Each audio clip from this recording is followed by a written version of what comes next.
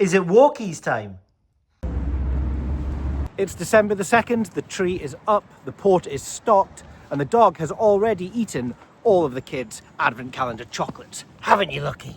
Haven't you? Didn't you eat them all? That's right. Turned out to be a really good weekend for me, betting-wise. I was in Dublin at the back end of last week, so my opportunities were a little bit thinner. Although Irish betting shops, you can see into them from the street. There's no boarded-up windows, and that does make them appear a lot more friendly than the UK versions. On the golf over in Australia in the BMW Championship, I was on Anthony Quayle at 100-1, who was leading through rounds 1, 2 and 3. Couldn't hold on to it with a 73, didn't even place after round 4. That scenario has burnt me a couple of times the last few weeks, but still Daniel Hillier with a place was enough for a break-even tournament. And when you're on a heater, a break-even week will absolutely do. Thank you very much. Lucky, get out of the water, unbelievable. This week we move on to 3 tournaments, 2 in the DP World Tour in Australia and South Africa, and 1 in the PGA, so the trebles are on. Although, word of warning, good luck finding much value in the Hero Open when it's only 20 players and 4 places. Although if you're friends with Denise, then early value might suggest that Wyndham Clark, David Law and Connor Syme could be a treble to go for. Word of warning, 1,804,000 to 1, so make sure you stick that into your Kelly betting calculator. Someone has asked if there's anything wrong with doing trebles this week. Nothing wrong with doing trebles except mega variance. Of course, we're really looking for the place or the place rather than the win. And so I'd maybe prefer Trixies over trebles, but good luck if you are on them. So whilst golf was break even, football was another decent weekend.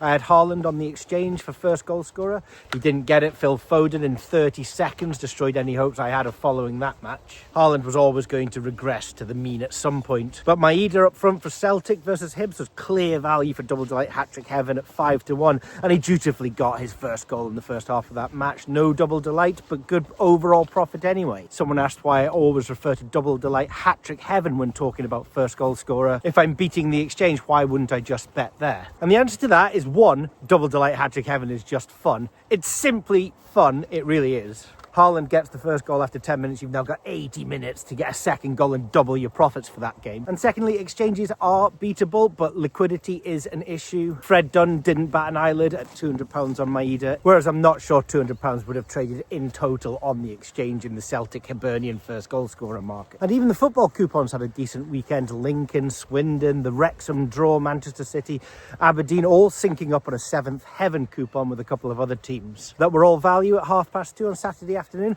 and it's just nice when they all sync up to win together. On the horse racing, I had 3 lucky 15s on Ladbrokes machines, 2 £3 lucky 15s and 1 £1 lucky 15s, because Ladbrokes knocked me back as the overall payout for win was above 500,000. Ladbrokes, I will take the capped payout. Allow me to have more than £1 on that lucky 15, because it's not going to happen. One of those 3 bets did well at Wolverhampton. Neptune Fortune won at 10-1. Neptune Fortune or Neptune something won at 10-1. And Landlord to the Stars won at 16-1 in the same lucky 15. It doesn't take a lot to go big with those 2 winners. Sadly, the other 2 horses were place and loss. Still, it was 4 figures back from £210 down. Which brings us on to a question from somebody looking for advice using the horse racing trackers at Bookie Bashing. They mentioned we have 2 trackers up there, a basic tracker and a pro tracker. And for each tracker, we have different data metrics that can be used. And so one horse could be a certain EV using one tracker and another EV using another calculation. It could even be plus EV one way and negative EV another way. So what gives, and can he just use them all? Well, the answer is yes, he can use them all. And that might seem counterintuitive, especially to those that think I'm just a traditional tipster and accuse me of being a scammer. Because at exactly the same time, I could be telling you that a horse is positive expectation, and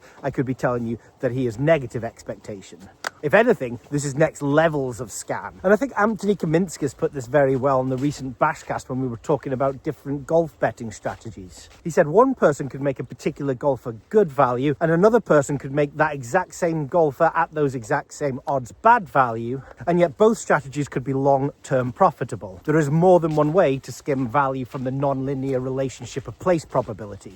And so we have these 2 trackers, pro and basic, that use slightly different calculations. The pro is more sophisticated, and we have different data metrics for those that prefer to trust the exchange and those that prefer to trust our in-house calculations. And all 4 combinations can be profitable long-term, even though one may say a horse is good and another one might say a horse is bad. Just focus on the long-term, and if you want to switch around metrics and trackers and bet on them all, you will still be profitable in the long. No, sit. Oh, and by the way, if you want to monitor your results on the Pro Tracker, we spoke about it last week. This user dashboard is live now. Go to Hub Result User Dashboard. And any horses that you add to my bets from the Pro Tracker specifically will land in your user dashboard at 12:30 the following day. That just gives our servers a chance to allocate everybody's results. And then you can have a look at your own return on investment, profit loss, and the effects of changing up any strategies like minimum EV, odds, that kind of thing. If you want to know more about that, there's a video up on it in latest news at bookiebashing.net.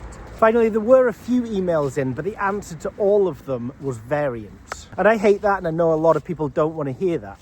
But it just can be so brutal. In fact, even at Bookie Bashing Towers, one of the BB team had become disorientated with a hefty losing run in 2025 on Combobets. These are things like requester bets, your odds, a team to have 2+ goals and 5+ corners, that sort of thing. And so we had a look at their results. They had 700 bets. I do tend to suggest 1,000 bets as the minimum, but for him, we'll have a look at 700. In fact, there were only 370 unique games. And so, of course, if you're betting on a team to have 1+ goal and 5 corners, and 2+ goals in 5 corners, then both of those bets are going to lose if the team gets 0 goals. And it wasn't even correlation that was the problem, it was staking. The staking methodology had changed halfway through, and the annoying conclusion for them was that if they just stuck to a standard Kelly-based strategy with minimum EV, although they were betting at 110% and over only, and maximum caps on stakes, then exactly the same bet history would have seen a decent profit as opposed to his loss. And this is the amazing thing about profitable betting. When two people can be on exactly the same bets, one can be showing a profit, the other one can be showing a loss. There was a similar question from someone using the horse racing tracker. Off the top of my head, they had 1,500 singles at 10% return on investment and 500 lucky 15s at 5% return on investment. And their question was simply,